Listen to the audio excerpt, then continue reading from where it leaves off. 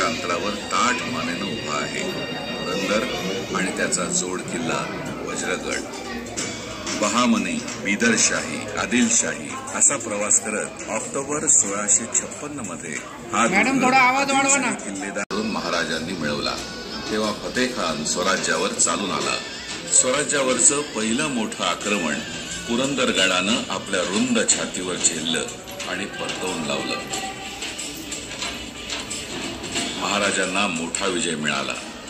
या विजयापाठोपाठ काही महिन्यातच पुरंदरनं स्वराज्याला अजून एक गोड बातमी दिली। 14 मे 1657 पुरंदरावर शंभूराजांचा जन्म झाला।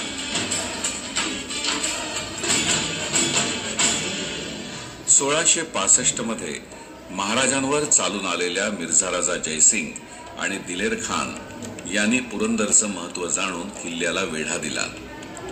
31 मार्च 1665 पुरंदरचा वेढा सुरू झाला।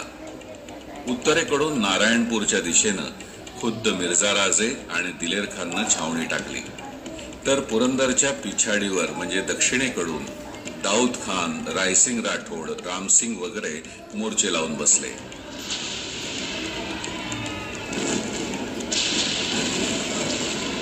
दोन्ही बाजूनी तोफा आग ओकू लागल्या। गडावरूनही तितकंच तिखट उत्तर मिळायला लागलं, कारण किल्ल्यावर नवीनच नामजात झालेला मोरा होताच तितका तिखट। मुरारबाजी देशपांडे, जावळी स्वारीत महाराजांना लाभलेला एक हिरा। पुरंदर आणि वज्रगड हे जोड किल्ले होते। वज्रगड पडल्यास पुरंदर जिंकणं सोपं होईल हे दिलेर खानानं ओळखलं। त्यानं त्याचं पूर्ण लक्ष वज्रगडावर केंद्रित केलं।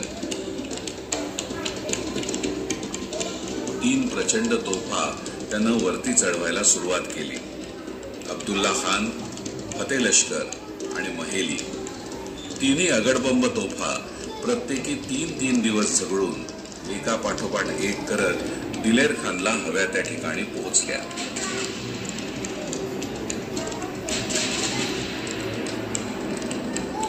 गोळ्यांनी वज्रगड भाजला जाऊ लागला। 13 दिवस जीवावर उदार होऊन वज्रगड लढला आणि अखेर तटबंदी कोसळली। वज्रगड पडला आणि पुरंदरच्या गळ्याला फास पडला। दोन्ही किल्ल्यातील भैरवखिंड आणि शेजारची माची मुघलांकडे गेली।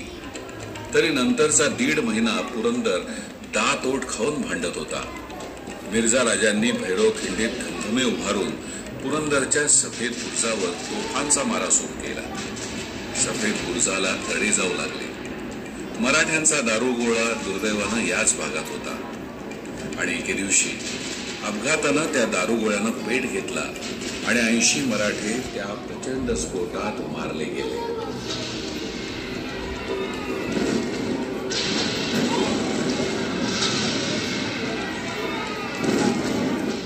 काळा बुर्जही 6 दिवसांनी पडला आणि पुरंदरची माची मुघलांकडे आली।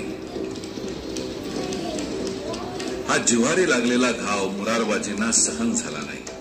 त्याने सुलतान ढवा करायचं निश्चित केलं। खालून दिलेर खान देखील 5000चं सैन्य घेऊन एल्गार करायला पुढे सरकला। बाले किल्ल्यावरून 700 मराठे उतरले।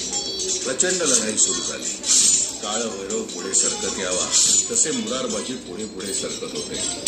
मुघल कच खाऊन मागे हटू लागले। त्यांचा तो अतुलनीय पराक्रम बघून दिलेर खाननं त्यांना हाक मारून थांबवलं आणि मुघलांना येऊन मिळाल्यास मोठं बक्षीस मिळेल असं सांगितलं। मुरारबाजी पराकोटीचे संतापले। अरे मी शिवाजी राजाचा शिपाई, तुझा कौल घेतो की काय?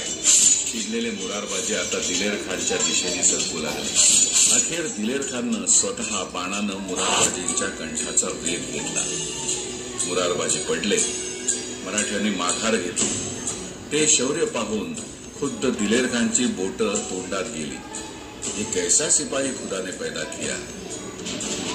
मुरारबाजी पडल्यावरही तब्बल महिनाभर पुरंदर लढत राहिला। दोन्हीकडील प्रचंड मनुष्यबळ कामी येऊ लागलं। अखेर नाईलाजानं महाराजांनी मिर्झा राजांशी तह केला। 23 किल्ले आणि 4 लाख होनांचा मुलूक महाराजांना बादशाला द्यावा लागला। हा डाव मिर्झा राजांनी जरी जिंकला असला तरी पुरंदरच्या धुरंदराने आपलं नाव इतिहासात कायमचं कोरून ठेवलं.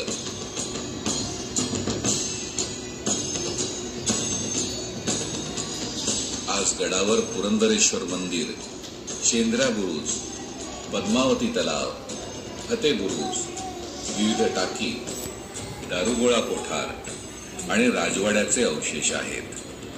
गडाच्या सर्वोच्च माथ्यावर केदारेश्वर मंदिर आहे.